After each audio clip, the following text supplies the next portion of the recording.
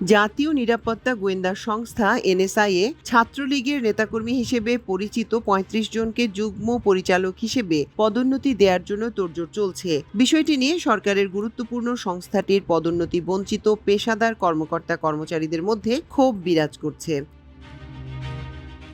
বিশ্বস্ত সূত্রে জানা গেছে, আওয়ামী লীগ আমলে ২০১১ সালে এনএসআই এর উপ সহকারী পরিচালক ডিএডির ৩৬টি শূন্য পদে নিয়োগের জন্য বিজ্ঞপ্তি দেয়া হয়। কিন্তু প্রথম শ্রেণীর পদে ওই নিয়োগের বিজ্ঞপ্তির বিপরীতে ২০১২ সালে সম্পূর্ণ নিয়ম বহির্ভূত ও দলীয় বিবেচনায় মেধাহীন ১৪২ জনকে নিয়োগ প্রদান করা হয়। দলীয় নেতাকর্মীদের পুনর্বাসনে নিয়োগ বিজ্ঞপ্তির প্রায় ৪ গুণ বেশি সংখ্যক ডিএডি নিয়োগ দেয়া হয়। তৎকালীন ফ্যাসিস্ট সরকার তার সুদূর পরিকল্পনার অংশ হিসেবে নিয়ম বহির্ভূতভাবে নিয়োগ দিয়েছিল বলে অভিযোগ রয়েছে। তাদের পুনর্বাসনের প্রয়োজন ছাড়াই এনএসআই এর নতুন পদ সৃষ্টি করা হয়। এই ১৪২ জনের প্রায় সবাই ছাত্রলীগের বিভিন্ন পর্যায়ের পদধারী নেতা ছিলেন। এনএসআই সূত্রে জানা গেছে, সরকারের এই গুরুত্বপূর্ণ গোয়েন্দা সংস্থায় জন্মলগ্ন থেকে আজ অবধি এত বড় অনিয়ম করে কোনো নিয়োগ দেয়া হয়নি।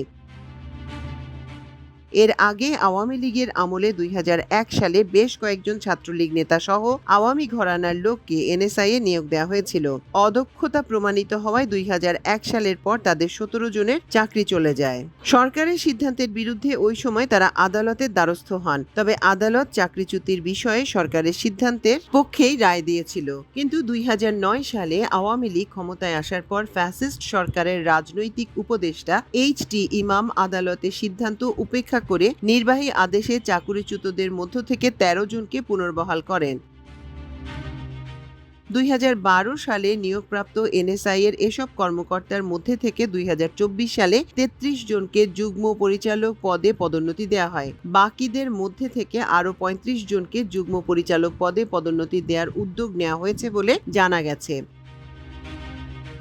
খোঁজ নিয়ে জানা গেছে, ছাত্রলীগ ব্যাকগ্রাউন্ডের এনএসআই এর ওই ১৫৫ কর্মকর্তার সমন্বয়ে একটি শক্তিশালী বলয় গড়ে ওঠে। এই বলয় ২০১৪, ২০১৮ ও ২০২৪ সালের নির্বাচনে শেখ হাসিনার পক্ষে অবৈধ প্রভাব বিস্তার করে। এসব কর্মকর্তাকে ব্যবহার করে শেখ হাসিনা ৩টি নির্বাচনী বৈতরণী নির্বিঘ্নে পার হয়ে যান। এসব আওয়ামী কর্মকর্তা জাতীয় পার্টিকে নির্বাচনে অংশগ্রহণে বাধ্য করে। প্রার্থীদের হুমকি ধুমকি, চাপ প্রয়োগ করে প্রার্থী হতে বাধ্য করা, কোনো ক্ষেত্রে প্রার্থিতা প্রত্যাহার সহ নানা অপকর্মে জড়িত ছিল।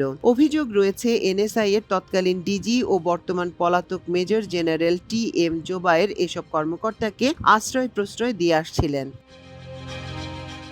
খোঁজ নিয়ে জানা গেছে, ছাত্র জনতার অভ্যুত্থানে ৫ আগস্ট ফ্যাসিস্ট শেখ হাসিনার পতন হলেও এনএসআই এর মতো একটি গুরুত্বপূর্ণ ও স্পর্শকাতর দপ্তর এখনও ছাত্রলীগের কবজায়। তাদের গুরুত্বপূর্ণ জায়গাগুলোতে বসানো হয়েছে। বিষয়টি নিয়ে সংস্থাটির পেশাদার কর্মকর্তা কর্মচারীদের মধ্যে চরম ক্ষোভ বিরাজ করছে।